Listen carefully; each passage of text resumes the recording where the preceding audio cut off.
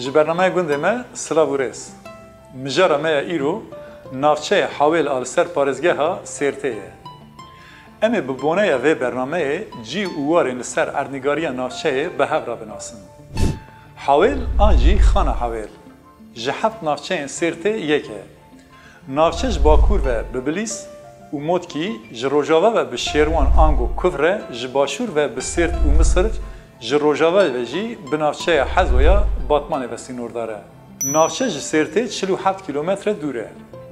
Rûerda navçeyê 594 kilometre kare, bilindahî ji asta avê 725 metre ye. Sî gund û 25 metre li ser Hawêlê ne. Nüfusa navçeyê li gor sala 2020 25273 kesin. Navçe wekî berdewama geliyê Bilîsê di navbera çiyayên Asî de ye. Çiyayên li herêmê berdewamiya rêzeçiyayên Torosan in. Rêzeçiyayên Torosan ji Mereşê dest pê dikin hetanî Colemêrgê dirêj dibin. Ji wir şûn da Zagros dest pê dike. Peyvên Toros û Zagros her du jî bi Kurdî ne û navê xwe ji rojê digirin. Hin çiyayên biçûk jî hene bi piranî kutleyî ne. Ev kutleyên çiyayan bi herêkîna avê çêbûne. Li derûdora navçeyê gelek çiya hene. Bêguman ê herî navdar çiyayê Qelems e. Qelems dikeve navbera Motkî û Hawêlê. Çiya ji navçeyê jî baş xuya dike. Ji bilî vê çiyayekî bi navê Goregem jî heye dikeve Bakurê navendê. Li ser pozê Goregemê gorek heye. Çiyayên Mereto, Şêx Hebîb, Sîser û çiyayê Qulê jî hin çiyayên Xana Hewêl in. Rêya dîrokiya bazirganî û çûn û hatinê ya rêya Hevrîşimê di navenda navçeyê de derbas dibe. Navçeya Hawêlê xwedî daristanekî rengîn e. Meriv dikare bêje herêmeke têra xwe şên û delal e. Çemê Bilîsê ku di nav navçeyê de derbas dibe, li jêrê navçeyên nav diguhere û hetanî Sêrtê dibe çemê Başûr. Ev jî rengîniya navçeyê zêdetir dike.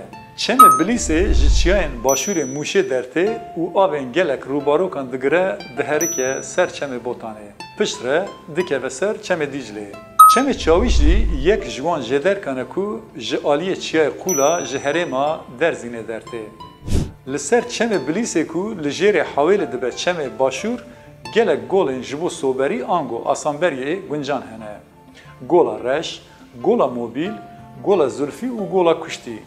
Zarokên navçeyê û hawirdorê di demsalên havînan de ji bo seyrangehê diçin divan golan de soberiyê dikin. Li navçeyê daristaneke hêja heye ku navçeyê rengîntir û bengîntir dike. Di daristanê de zêdetir darên çilo û çaman hene. Daristana aliyê Başûr berbelav e. Aliyê jorê navçeyê Rûtê ye. Hawêl piştî sala 1940 dibe navenda navçeyê.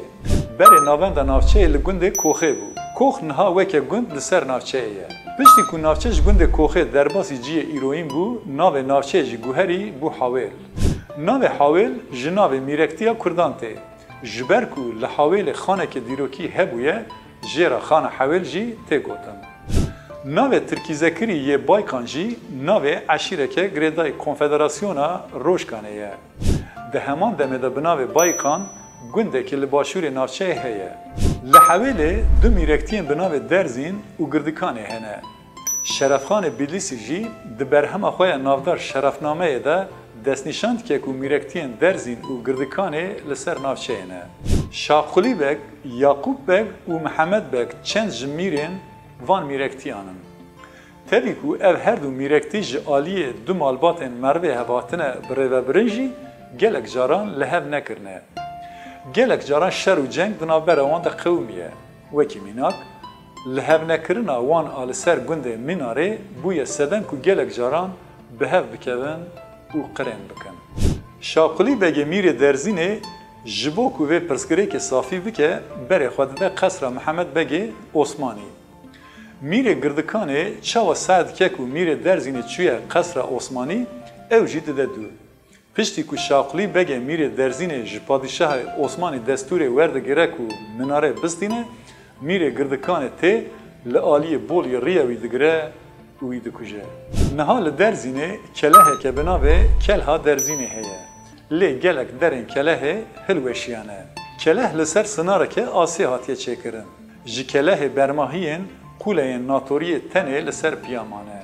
وکی کله خرابه بقاسی 8 کیلومتر یان لروجلات حویله لدردورا کله شوپن مزگرت مدرسه تربه سارنج و گورستان جی هنه شنی ناوچه کو همو کردن بزاراوین کردین کرمانجی و دملی آنگو زازاکی دا آخوان هر وکی کل ناویندا ناوچه شنی هم به کرمانجی هم جی بزازاکی دا آخوان لگوندن بسر و ناوچه جی شنی به هر دو زاراوین دا آخوان لگل و روشه لهن گندان جی گل بتنه بیک زاراوی دا آخوان وکی میناک لمادران بدملی لورخانی سه تنه به کرمانجی دا آخوان لناوچه و دردورن و عشیرن وکه اتمانکی پوری، چری، بابوسی، سلوقی و هویدی دجین. جبلی وان عشیران گله که مزن آج شیخ و سیده انجی لناوچه هنه. لبرانبری وان وکی بنجیهن حرم کرمانج آنگو کردن به عشیر جی لناوچه هنه.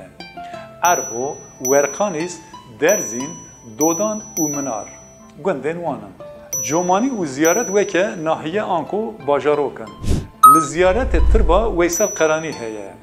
ویسل قرانی رازدار مسلمان عرب یمنیه. ناو بابوی آمیره. لوراجی ناوی به تمامی ابو آمیر اویس بین آمیر بین جز بین مالک القرانیه. تی باور کرن که لسه جیان تربه یوی هیه. شام، یمن و سرد. ترباوی الشامه د 23 ماه حزیران سال 2014 ده جالی چتین دایشه و هات بمب کرن. ددما حضرت محمد جیایه لی وی ندیه.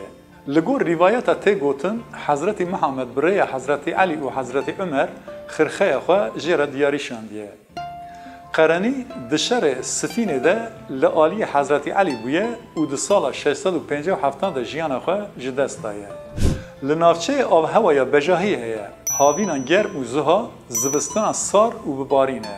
نافچه دیگلیه که کور ادنابرا چیایم بلنده. لعالی باکور سینور بیلیسی ده چیای قلمسکو بلندهیه و 10710 متره و چیای مارگلو 1805 متره هنه.